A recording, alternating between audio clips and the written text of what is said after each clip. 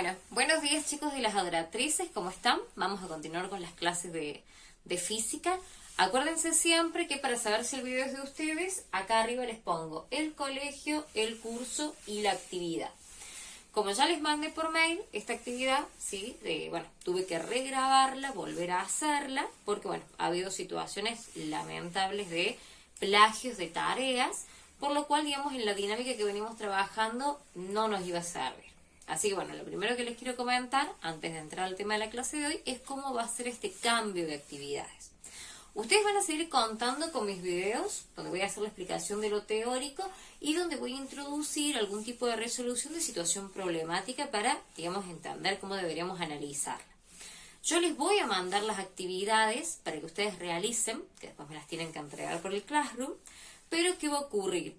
Todas las semanas, o semana de por medio, depende cómo sea, digamos, el cronograma que manejemos, vamos a tener encuentros sincrónicos, ¿cierto? Donde ahí ustedes van a tener que defenderme las situaciones problemáticas que han tenido que desarrollar en la actividad.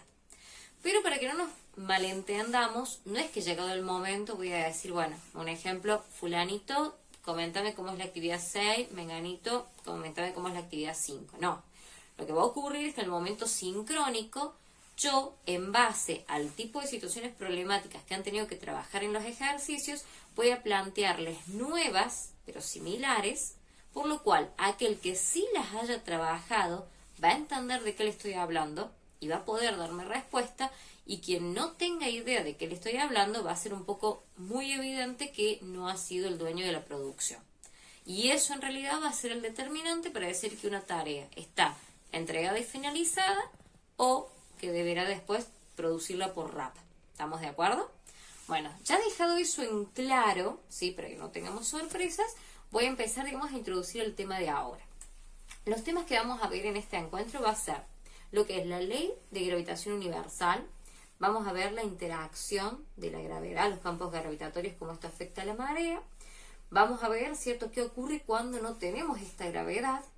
Y lo relacionamos, ¿cierto?, con la ingravidez en el espacio, la carrera espacial, ¿cierto?, los astronautas, que se acuerdan que cuando hicimos la actividad 1 había una preguntita de cómo jugar al vóley en el espacio, cosas así. Y por último lo vamos a trabajar en algo que va a ser el modelo geocéntrico, ¿sí? Yo acá las explicaciones mías van a ser sobre los primeros dos temas y los otros dos van a ser para que los trabajen ustedes.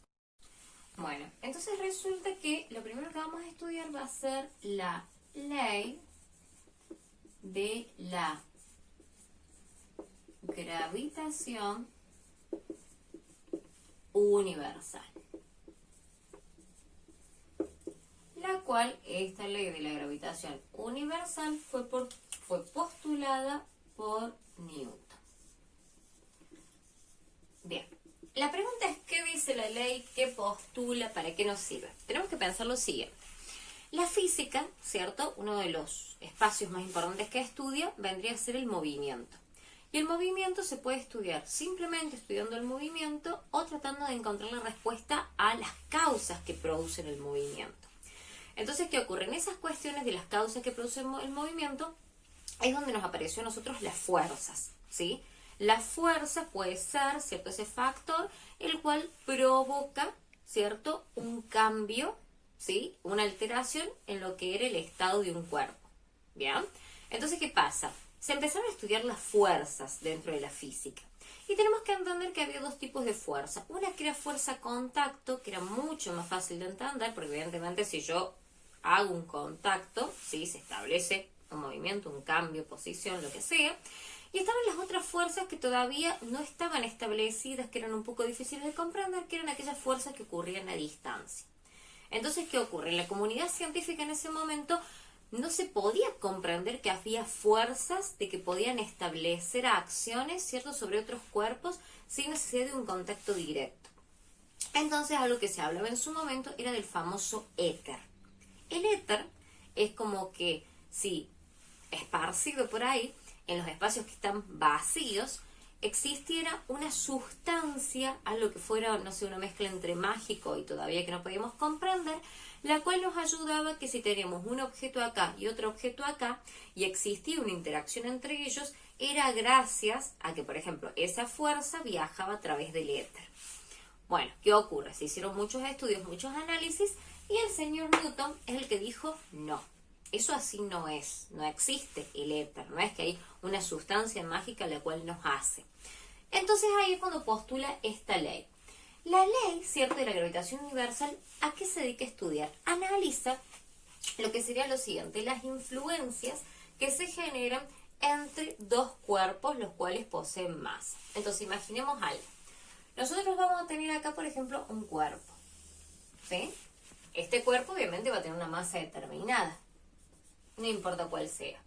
Y acá tenemos otro cuerpo, donde, teóricamente sería circular, tenemos que este cuerpo posee una masa determinada, ¿cierto? Bueno, y fíjense que entre los dos cuerpos, ¿cierto?, no tengo un hilo que los esté tensando, no tengo nada. Bueno, pero graciosamente el señor Newton determinó que este cuerpo ejercía sobre este un tipo de atracción, ¿cierto?, al mismo tiempo que este ejercía sobre este cuerpo un tipo de atracción. Y la pregunta es, bueno, ¿y cómo son esos tipos de atracciones y cómo están dados? Y ahí es donde nosotros venimos a la ley de gravitación universal, donde dice que la intensidad de la fuerza de atracción entre dos cuerpos, quiere decir cómo uno atrae al otro o lo puede afectar, es directamente proporcional al producto de las masas, ¿cierto? Quiere decir que entre más grande sea la masa del cuerpo, mayor va a ser la atracción que va a poder ejercer sobre el otro cuerpo. Ahí ya nos da la idea de que este ejerce más atracción sobre este que este sobre este. E inversamente proporcional al cuadrado de la distancia. Acá, ¿qué es lo que nos quiere decir Newton? De que no solamente van a importar las masas que haya, sino que también lo que me va a importar es la distancia que exista entre estos cuerpos, ¿cierto? Evidentemente que esto, bueno, viene con un montón de ecuaciones bastante complejas, pero se podría decir que la ley encontró, ¿cierto?, su fórmula mucho más sencilla, donde pudimos decir que la fuerza de atracción que se ejerce entre los dos cuerpos está dado por esta G, que es una constante que no nos interesa, y que, fíjense lo que dice, es directamente proporcional al producto de las masas. Producto quiere decir que tengo una multiplicación, ¿cierto? Entonces sería como que yo tengo la masa 1 por la masa 2, y fijémonos que es inversamente proporcional. Eso quiere decir, miren, cuando ustedes vean que dice directamente proporcional, quiere decir que en relación al igual se encuentra dentro, ¿cierto?, de lo que vendría a ser el numerador. Cuando ustedes vean que algo es inversamente proporcional, quiere decir que está en la parte del denominador, ¿sí?, como de la división. Ahí les voy a explicar por qué. Dice que es inversamente proporcional al cuadrado de la distancia. Quiere decir que yo tengo la distancia y la considero al cuadrado. Entonces, fíjense algo. Esta es la formulita por la cual el señor Newton podía explicar cómo era esta interacción de atracciones que se daba entre dos cuerpos, ¿cierto? Dos cuerpos, dos objetos. En su momento, digamos, él analizaba las esferas celestes, ¿bien? Y la cuestión era, bueno, ¿cómo podemos este enunciado llevarlo a la fórmula? Repito, que la intensidad con que la masa 1 atrae a la masa 2 y la relación con la que la masa 2 atrae a la masa 1 tiene que ver, digamos, con esta ley donde dijimos que es directamente proporcional, porque quiere decir que entre más grandes sean las masas, mayor va a ser la atracción, ¿cierto? Por eso decimos que es directamente proporcional a la multiplicación que hay entre las masas, e inversamente proporcional al cuadrado de la distancia. ¿Esto qué quiere decir? Pensemos lo siguiente. Entre más grande sea la distancia, ¿cierto?, menor va a ser esta fuerza de atracción. Entre más grandes sean las masas, mayor va a ser. ¿Estamos de acuerdo? Ahí se entiende lo de directo y lo de inverso. Es directamente proporcional porque si este aumenta, y es inversamente proporcional la distancia porque si este aumenta, este disminuye. ¿Sí?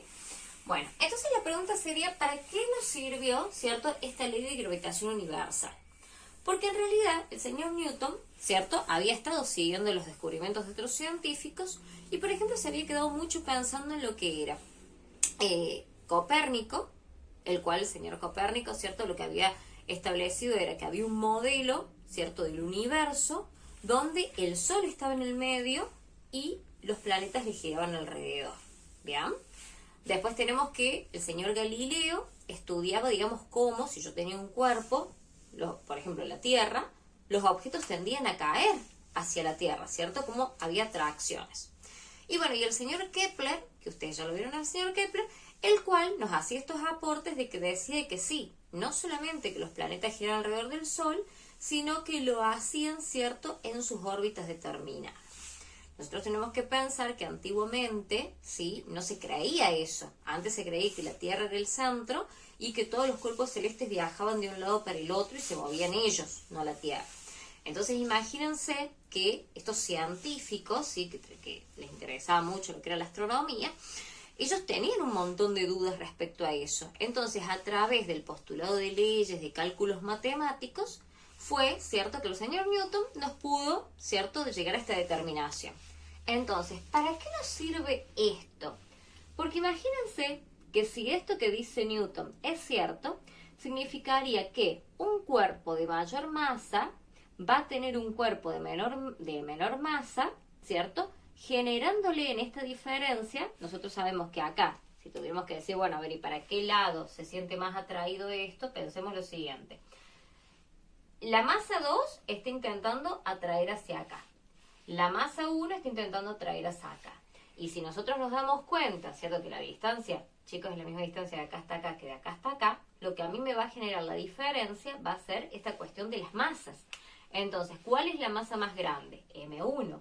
Quiere decir que en realidad, ¿cierto?, esta fuerza va a traer hacia acá.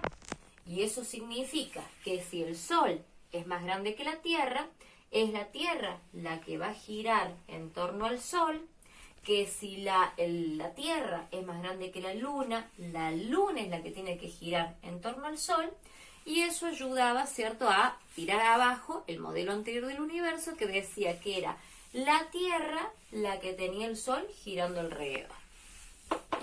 Bueno, ahora vamos a continuar con un tema que se le relaciona, ¿cierto?, que serían los campos gravitacionales.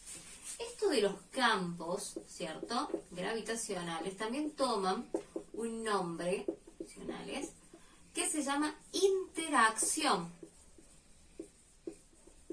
gravitacional. Bien, entonces tenemos campos gravitacionales o la interacción gravitacional. ¿Qué ocurre? Newton descubrió que así como con los cuerpos celestes nos ocurría, ¿cierto?, que a través de la ley de gravitación universal se dio cuenta que el cuerpo de mayor masa trataba de atraer, el cuerpo de menor masa trataba de atraer, ¿cierto? Evidentemente que en esta diferencia el de mayor masa va a ser el que tenga mayor fuerza, motivo por el cual es el que va a ejercer, ¿cierto?, la gravedad sobre el otro, pero no quita que si nosotros analizáramos este cuerpo de menor masa, imaginemos que ese es el Sol y esta es la Tierra, acá tenemos la Tierra, ¿cierto?, e indistintamente de que otro cuerpo de mayor masa le esté generando, digamos, un tipo de influencia, si la analizáramos por sí sola a esta Tierra también está intentando, ¿cierto?, atraer a su alrededor. Entonces, ¿qué ocurre? Esta atracción que ocurre en todo su cuerpo, ¿cierto?, en toda su estructura, ¿sí?, tenemos, vamos a hacer bien así para que se note, es lo que se llama campo gravitacional. ¿A qué se refiere? Se produce cuando un cuerpo, ¿cierto?, modifica su espacio a su alrededor y entonces otro cuerpo, bien, colocado en él, sufre de su gravedad. Bueno, la pregunta es, ¿y cómo apareció esto? ¿Y cómo se determinó? Bueno, resulta que el señor Newton cuenta la leyenda de que él estaba sentado, bueno, en el patio de su quinta, y de repente una manzana de un árbol se suelta, y cuando se suelta cae. Ustedes saben, digamos, que para esta época los científicos no entendían muy bien esto de las fuerzas a distancia, pero Newton se negaba a aceptar esto del éter. Entonces de repente dijo, a ver, si yo con este postulado estoy diciendo que el cuerpo, sin importar su masa, intenta generar atracción, quizás lo mismo que pase acá, pase, ¿cierto?, con los objetos que se encuentran en la Tierra, ¿sí? Porque, a ver, la Tierra es el planeta propiamente dicho, tiene una superficie. Y bueno, y los objetos que se encuentran de su superficie hacia arriba, quizá también se vean, ¿cierto?, afectados por esta atracción de gravedad, ¿bien?, que es la misma la cual se observa acá en la gravitación universal. Entonces la cuestión de que si yo esta masa la analizo la Tierra por sí misma, notamos de que ocurre esto de los campos gravitacionales, porque este cuerpo, por el hecho de tener masa, a su alrededor modifica el espacio, y cualquier otro cuerpo, sea la manzana, sea una persona, ¿cierto?, colocado dentro de ese campo, va a sentir ese efecto, ¿cierto?, de su gravedad. Y casualmente esta interacción gravitatoria no es otra cosa que la gravedad propiamente dicho. Eso que nosotros ya hemos visto, que habíamos dicho, bueno, que en la Tierra es 9,8 metros sobre segundo cuadrado, ¿sí? Bueno, se le llama interacción gravitatoria, que vendría a ser la gravedad. Entonces, ¿qué nos ocurre? Estos campos gravitacionales, ¿cierto?, tienen cualidades muy particulares. Por un lado, una de sus particularidades, ¿cierto?, es que son vectores. ¿Por qué decimos que son vectores, cierto? Porque tienen una dirección y un sentido. ¿Bien? ¿Hacia dónde van dirigidos? Van dirigidos hacia el centro de la Tierra. ¿Sí? Entonces, van dirigidos al centro de la Tierra. También tenemos que otra cualidad que tienen, ¿cierto? Es que, bueno, son abiertos, y el tema es que no tienen un punto de origen, ¿sí?, sino que es como que se van produciendo a medida que se va acercando un objeto y que pase cerca, ¿bien?, de donde comienza a hacer efecto su campo gravitatorio. Algo que sí es muy importante entender de que estos campos gravitatorios están relacionados, ¿cierto?, con la cantidad de masa que yo tengo. Imagínense que si yo analizo la masa que tiene la Tierra en contra de la masa, inclusive acá me ha salido pero grandísimo, que tiene la Luna, ¿sí?, podemos entender tranquilamente por qué hay mayor gravedad en la Tierra que en la Luna. ¿Estamos de acuerdo ahí? Sinceramente, esto nos va a ocurrir porque el campo gravitatorio de la Luna es mucho más pequeño, porque la masa de la Luna es mucho más pequeño. Yo con lo que le marqué es el radio, para que ustedes vean, ¿sí? Y por eso es que acá en la Luna la gravedad es menor que la gravedad que tenemos, ¿cierto?, en nuestro planeta. Y eso nos afecta a lo que nosotros ya estudiamos, que es el peso, ¿sí? Y bueno, y esto sería, digamos, lo que son los campos gravitacionales, ¿bien? Bueno, ahora que ya hemos visto la ley de gravitación universal y esta cuestión de los campos, ¿cierto?, gravitacionales, los cuales ya dijimos que nacen en el infinito, ¿sí?, es en el espacio, y que tienden, digamos, a incrementarse a medida que nos vamos acercando al centro del planeta en cuestión, ¿qué vamos a analizar? Cómo estos diferentes campos gravitacionales pueden afectar a un fenómeno muy común nuestro, que son las mareas, ¿sí? Nosotros sabemos que el planeta Tierra está compuesto, ¿cierto? Podríamos dividirlo en tres zonas, ¿no? La parte atmosférica, la parte terrestre y la parte, digamos, de líquido, digamos así, la acuosa, que se encuentra en nuestros ríos, en nuestros mares y en nuestros océanos. Bueno, ¿qué me ocurre con la marea? ¿Por qué ocurren las mareas? ¿Vieron que las mareas, alguna vez se han ido a la playa, les ha pasado que depende de qué luna haya? Bueno, están tirados en el agua y de repente el agua estaba arriba allá, se durmieron la siesta y de repente se encontraron con que el mar, digamos, había avanzado mucho. A eso se le llama marea, ¿sí? Al cambio en lo que vendría a ser la posición del agua dentro, bueno, en el caso de la costa. Bueno, ¿por qué se nos produce eso? Resulta que a Newton le gustaba mucho analizar la luna, tenemos que pensar que es nuestro cuerpo celeste más cercano, ¿no? Y cómo él encontraba una relación, al igual que muchos otros científicos, que depende de las posiciones, es decir, los ciclos en que se encontraba la luna, esta cuestión de la marea, de que de repente el mar era como que se retiraba de la costa, otras veces avanzaba, y él lo pudo explicar a través de esto, de la gravitación universal y los campos gravitatorios. ¿Por qué? Pensemos lo siguiente, ya dijimos que toda masa, no importa, digamos, en sí su tamaño, va a intentar ejercer, ¿cierto?, una atracción. El tema es de que, por ejemplo, la luna, más allá de que ella es prácticamente 6 veces más pequeña que la Tierra, tiene su campo gravitacional, ¿cierto? Bueno, ¿y qué ocurre? A causa de la cercanía que tiene con la Tierra, le va a ejercer un efecto, ¿sí? Más allá que obviamente que los campos de la Tierra son los que le hacen girar a ella a su alrededor. ¿Y dónde se ve este efecto principalmente? En el cuerpo acuoso que tiene la Tierra. Nosotros, por ejemplo, si nos tuviéramos que imaginar una Tierra perfecta y redonda, ¿sí?, y le queremos dibujar alusivamente, entendiendo que no es así, alusivamente su cuerpo de agua, por ejemplo, podríamos hacer así.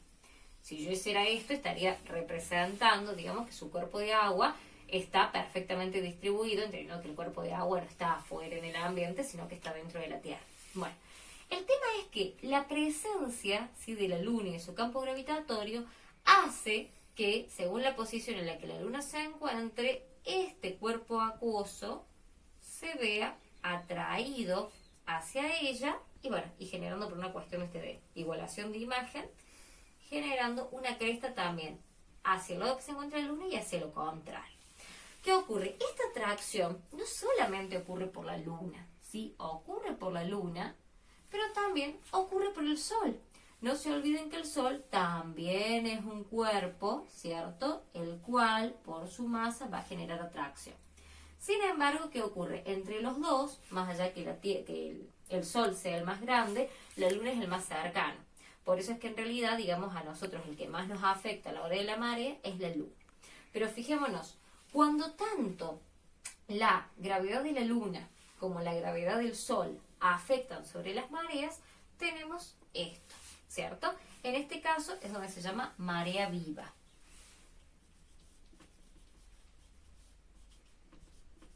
¿Bien? ¿Y qué nos ocurre? También tenemos otra situación donde por algo la Luna se encuentra con su gravitación, sus campos gravitacionales, y el Sol también, pero entre los dos se está generando, ¿cierto?, un ángulo de 90 grados. ¿Estamos de acuerdo que hay 90 grados? Bueno, entonces, ¿qué ocurre? Cuando se produce esta cuestión de ángulo de 90 grados, la marea, se podría decir, ¿cierto?, que vuelve a intentar tomar una forma un poquito más equilibrada, pero sí tirada hacia los polos, y ahí decimos que ocurre la marea muerta. Repito, tanto la gravedad del Sol como la gravedad de la Luna influyen en el momento de las mareas, pero la Luna es la más significativa, ¿sí? Inclusive nosotros, si tuviéramos que ver el planeta Tierra, es un error hacer este círculo, ¿sí? Nosotros, bueno, por cuestiones de campos gravitatorios y magnéticos, los profes, sabemos que la Tierra no es exactamente así, sino que podríamos decir, ustedes vieron que tenemos polos. Acá está el polo norte, acá está el polo sur, y por una cuestión de campos magnéticos le hacen como un aplastado al planeta, ¿cierto? Quiere decir que nosotros en realidad nos podríamos imaginar como que la Tierra es hacia el norte, es hacia el sur, ¿sí? Eso para que sepan. Entonces, ¿qué nos ocurre? Bueno, pero para esquematizarla la hacemos de esta forma. Espero que haya quedado claro. Ah, y completo acá. Bueno, ¿qué es lo que es la marea? La marea ocurre cuando la gravedad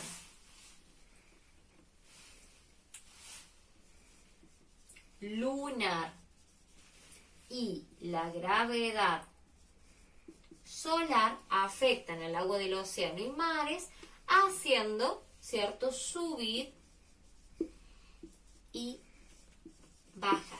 Estaremos. Bueno, y ya para dar cierre a la clase de hoy, los últimos dos temas que nos quedan para ver, que es la ingravidez, ¿cierto?, y lo que vendría a ser este modelo heliocentrista. es la parte que van a trabajar ustedes. Yo les voy a pasar a explicar más o menos cómo quiero que trabajen y que entendamos algo. Hay dos conceptos que a veces se confunden mucho, pero que no son lo mismo. Por un lado es la ingravidez, ¿sí? Cuando yo hablo de ingravidad, hablo de una carencia total de un campo gravitatorio. Quiere decir de que el cuerpo, sea cual sea, o el lugar donde yo me encuentro, no están estos famosos campos que yo les contaba, que vienen desde el infinito, que se van aumentando, ¿cierto? Van aumentando su intensidad a medida que me voy acercando a la superficie, y que hacen, ¿cierto?, que otros cuerpos que se encuentran a su cercanía, bien, se sienten atraídos hacia ¿dónde? Hacia el centro, ¿no? Nosotros sabemos que, digamos, nosotros no vamos hasta el centro de la Tierra porque la superficie nos tapa. Bueno, la cuestión es, ¿qué ocurre si yo no tengo nada de esos campos? Ahí estaría en ingravidez. Algo que suele ocurrir a veces en las estaciones espaciales donde están los astronautas, no necesariamente es ingravidez, a veces es microgravedad. ¿Sí? Esta microgravedad me habla de una casi carencia total de campos gravitatorios. Quiere decir que esa microgravedad es cuando, sea un planeta o sea dentro de la estación espacial, la gravedad que hay es chiquitísima, chiquitísima, chiquitísima, pero no quita de que una pequeña gravedad existe. Bueno, sea cualquiera de los dos los términos, la ingravidez o la microgravedad, ¿qué ocurre? Nos afecta. Pensemos que nosotros, nuestro cuerpo, ¿sí?, surgió en un planeta de una gravedad determinada. ¿Sí? Sabemos que la gravedad que nosotros manejamos es 9,8 kilogramos por metro sobre segundo cuadrado, o que es lo mismo que decir 9,8 newtons. ¿Qué ocurre? Si nosotros trasladamos nuestro cuerpo, que está apto para vivir en estas condiciones, ¿cierto? Imagínense que nosotros, si estamos en este planeta, siendo atraídos con una gravedad de 9,8 newtons, ¿cierto? En relación a eso, generamos nuestra masa muscular. En relación a eso, es que, bueno, por la presión atmosférica del aire, ¿no?, es que podemos ingresar aire a nuestros pulmones y pum, pum, pum, pum, un montón de funciones, ¿cierto?, que ocurren normalmente en nuestro organismo. La pregunta es, si ya no tengo esa presión, ¿cierto?, que me genere, digamos, esta atmósfera sobre nosotros, ¿qué cambios podrían llegar a generarnos, sí, a nivel orgánico? Que evidentemente no necesariamente serían buenos. Bueno, una de las actividades que yo les voy a mandar es, a través de un texto que está compuesto por mí, que se llama En los zapatos de un astronauta, vamos a analizar los diferentes, digamos, circunstancias, por no decir enfermedades, que se pueden producir, ¿bien?, cuando un cuerpo está durante mucho tiempo en exposición ante la microingravidez y ante la ingravidez, ¿bien? Y lo otro que nos quedaría pendiente es lo siguiente. Fíjense que nosotros, con Newton, con Copérnico, con Kepler, nos pasamos mucho hablando de cómo este cuerpo que es más grande sobre un cuerpo que es más pequeño logra hacer una atracción, por lo cual empieza a girar a su alrededor, y que si este cuerpo tuviera otro cuerpo más pequeño, ¿cierto?, que estuviera cerca de su campo magnético, también logra hacerlo girar a su alrededor y pum, pum, pum, pum. Bueno, imaginémonos, ¿cierto?, que lo que fueron Copérnico, Kepler, también Newton, trajeron ideas muy revolucionarias para la época, ¿sí?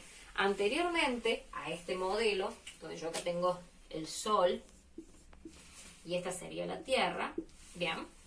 Este modelo toma un nombre que se llama heliocentrista, ¿bien? Pero que casualmente no era el modelo Helio, porque Helio es el dios del Sol para los griegos. No era el modelo que estaba hasta su momento aprobado. Es más, hasta su momento se manejaban con un modelo, bien, que se llamaba geocentrista. Geo, en griego antiguo, quiere decir tierra. Porque, bueno, los antiguos se imaginaban que el centro del universo era la Tierra y todo lo demás giraba a su alrededor. Bueno, ¿cuál va a ser la actividad que yo quiero que hagan con esto? Que ahí también se las voy a mandar. Quiero que de a 2 alumnos si quieren, si no individual no tengo problema, pero el escrito lo tienen que presentar cada uno su escrito. Puede ser el mismo, obviamente, pero quiero saber que ambos han trabajado. Quiero que hagan un análisis, ¿sí?, máximo 1 hoja y media, acerca de una descripción de una narrativa abierta contando todos los modelos que han existido, que han ido desde el geocentrismo hasta el heliocentrismo. Ahí en la parte de las actividades va a estar mucho más especificado lo que estoy diciendo, pero esto más que nada para que sepan las actividades. Por un lado, hacer esta narrativa de 1 hoja y media acerca de la evolución del modelo del geocentrismo al heliocentrismo, y el otro vendría a ser, esto lo vamos a discutir mediante un encuentro virtual que también figura ahí en las actividades de la descripción. Así que bueno, cualquier duda me están mandando por mail, chicos, y bueno, estamos conectados.